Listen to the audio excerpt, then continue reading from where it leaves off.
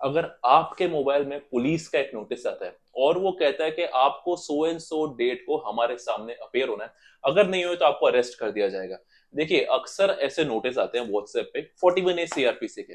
अगर हम नए कानून की बात करें तो सेक्शन 35 ऑफ बीएनएसएस। अब सवाल उठता है, क्या उस नोटिस को वैलिड माना जाएगा? क्या उसको आप वैलिड मानते हैं तो क्या आपको पुलिस स्टेशन उसी दिन जाना पड़ेगा? क्योंकि लिए कानून ये कहता है कि अगर पुलिस वाले ने आपको नोटिस भेजा है और उसकी कंप्लेंट्स नहीं की जाती है तो उसी ग्राउंड पे आपको अरेस्ट किया जा सकता है। लेकिन 2025 में honourable supreme court of India ने इस पूरी परिस्थिति को चेंज कर दिया गया है और ये बता दिया गया है कि क्या पुलिस व्हाट्सएप ईमेल के थ्रू यानी इलेक्ट्रॉनिक मोड के थ्रू क्या कोई 41A या इस तरह का नोटिस भेज सकती है। अब भेज सकते हैं कि नहीं भेज सकते, इसके लिए तो आपको पूरा वीडियो देखना पड़ेगा एंड तक। और welcome back to my channel, my page. मैं हूं आपका दोस्त एडवोकेट कुणाल चंद्रमानी और आप मेरे साथ देख रहे हैं अर्बन लॉयर। नमस्कार। आज हम बात कर रहे हैं पुलिस द्वारा दिए गए उस नोटिस के बारे में जो आजकल अक्सर आपके व्हाट्सएप पे आ रहे हैं, चाहे 498 का केस हो या कोई साइबर फ्रॉड हो। किसी ने कंप्लेन दर्ज कराई और उस कंप्लेन के बेसिस पे आपके अकाउंट में ट्रांजैक्शन हो रखा है, तो उस बेसिस पे नोटिस आता है कि आपके अकाउंट में ये पैसा कैसे है, आप बताएं। अगर आप सपोज रहते हैं राजस्थान और नोटिस आता है साउथ से, तो क्या आप उसके लिए साउथ जाएंगे? कई सारे ये सवाल उठते हैं। तो इसलिए हम वीडियो बना रहे हैं सुप्रीम कोर्ट की लैंडमार्क जजमेंट पे। जजमेंट का नाम है Satyendra Kumar until versus central bureau of investigation CBI. ये जजमेंट काफी पुराना है, लेकिन इस जजमेंट पे कंटिन्यूस डेवलपमेंट हो रहा है। सो उस डेवलपमेंट के जो कड़ी है उसमें फरवरी 2025 में सुप्रीम कोर्ट ने एक गाइडलाइन दी है।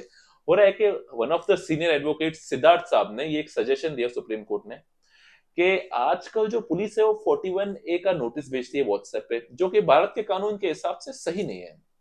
क्योंकि लिए ऐसा कि क्रिमिनल लॉ में नहीं लिखा गया है। और जब इस सजेशन को सुप्रीम कोर्ट के सामने रखा गया तो सुप्रीम कोर्ट ने इस कानून को डिस्कस किया। तो वही हम आज यहाँ डिस्कस करने वाले हैं। तो देखिए, भारत का जो क्रिमिनल प्रोसीजर कोड है, पुलिस के पास पावर होती है कि अगर कोई कॉग्निजेबल ऑफेंस घटित हुआ है तो उसमें पुलिस कुछ परिस्थिति ऐसी होती है जिसमें वो डायरेक्ट अरेस्ट कर सकती है। लेकिन जब धीरे धीरे मामला ये बढ़ने लगा और ऐसा पता चलने लगा कि पुलिस अपने किसी पर्सनल रीजन के कारण, पर्सनल बेनिफिट्स के कारण या परेशान करने के कारण उसको अरेस्ट कर सकती है, तो एक 41A का क्लॉज डाला गया जो कहता है कि अगर पुलिस को लगता है कि कुछ कारनामों में इमीडिएट अरेस्ट जरूरत नहीं है तो 41A का यहाँ पे नोटिस दिया जाएगा। इसका मतलब है कि आपको पहले इन्फॉर्म किया जाएगा कि आपके खिलाफ कॉग्निजेंस ऑफेंस में एफआईआर दर्ज हुई है, इन्वेस्टिगेशन का मामला बनता है, इसलिए आपको जांच के लिए बुलाया जा रहा है। अगर आप नहीं आएंगे तो आपको अरेस्ट किया जाएगा। फिर एक जजमेंट आता है अर्नेश कुमार का। अर्नेश कुमार का जजमेंट जो पहली बार सुप्रीम कोर्ट ऑफ इंडिया इस बात को क्लैरिफाई करती है कि जो 498A में जो आजकल बहुत ज्यादा अरेस्ट हो रहे हैं पूरे परिवार के, उसको रोकने के लिए हम 41A का नोटिस यहाँ पे मैंडेटरी कर देते हैं। और ये सिर्फ डिवोर्स केसेस या सिर्फ 498A मैट्रिमोनियल केसेस में नहीं, उन सब केसेस में जहां पे 7 साल तक की सजा है।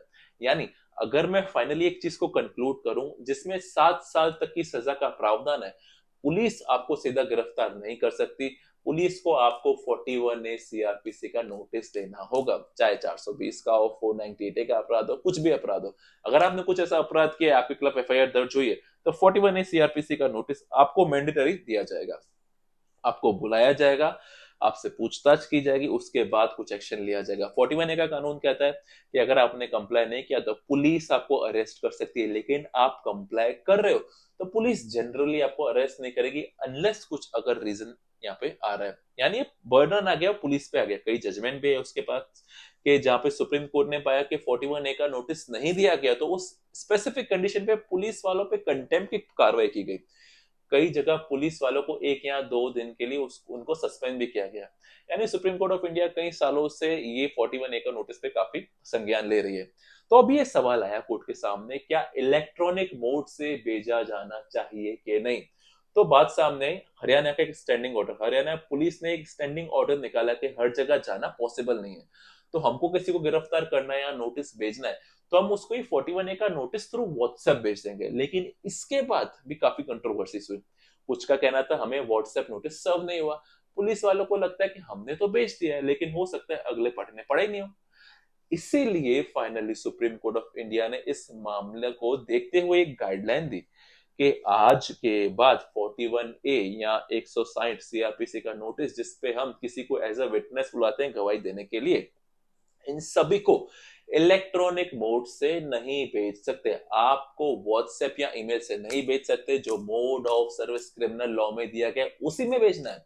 41 ए सीआरपीसी की बात करें या नए कानून बीएनएसएस में बात करें सेक्शन 35 की, बेसिकली आपको पुलिस का नोटिस आएगा तो वो आपको सर्व करेंगे, ना कि आपको ईमेल या व्हाट्सएप करेंगे। अगर ईमेल व्हाट्सएप आता है तो आप उस पर एक रिप्लाई कर दे कि भाई ये सुप्रीम कोर्ट का जो गाइडलाइंस आया है जजमेंट में, ये नोटिस आपका वैलिड नहीं है, इसलिए मैं इसका जवाब देने के लिए बाध्य नहीं हूँ। वैसे सुप्रीम कोर्ट ऑफ इंडिया ने सेक्शन 532 ऑफ बीएनएसएस को डिस्कस किया, जहां पे लिखा हुआ है कि ट्रायल और कुछ पार्ट्स होंगे वो इलेक्ट्रॉनिक मोड पे किए जाएंगे। तो ऑनरेबल सुप्रीम कोर्ट ने कहा कि ये कहीं नहीं लिखा है कि सेक्शन 35 की जो कार्रवाई है वो आप ऑनलाइन करेंगे। इसका मतलब लेजिस्लेटर के मन में क्लियर था कि नोटिस को तो आपको नॉर्मल मोड से ही देने का है। इसलिए पुराने कानून की बात करें तो क्रिमिनल प्रोसीजर कोड में भी ये कहीं नहीं लिखा गया कि आप इलेक्ट्रॉनिक मोड से दें। तो लॉ में जब कुछ स्पेसिफिकली नहीं लिखा गया तो आप नहीं कर सकते जब तक लॉ उसको परमिट ना करे। इसी के साथ सुप्रीम कोर्ट ऑफ इंडिया ने गाइडलाइंस दी सारे स्टेट्स को कि आप अपने स्टेट के अंदर एक स्टैंडिंग ऑर्डर निकालें और पुलिस को डायरेक्शन दे कि भाई 41A या 160 सीआरपीसी या 35 बीएनएसएस के नोटिस को आप इलेक्ट्रॉनिक मोड से नहीं भेज सकते। अगर आपको मेरे वीडियोस, मेरा कंटेंट पसंद आ रहा है या कोई समस्या भी आ रही है आपको, तो मैंने अपना व्हाट्सएप नंबर डिस्क्रिप्शन में डाल दिया है, आप मुझे अपॉइंटमेंट लेके कांटेक्ट कर सकते हैं। और मेरे चैनल को सब्सक्राइब जरूर करिए because I get motivated when you subscribe. चलिए मिलते हैं तब तक इसी तरह के नॉलेज के साथ, ज्ञान के साथ अगले वीडियो में। जय श्री राम।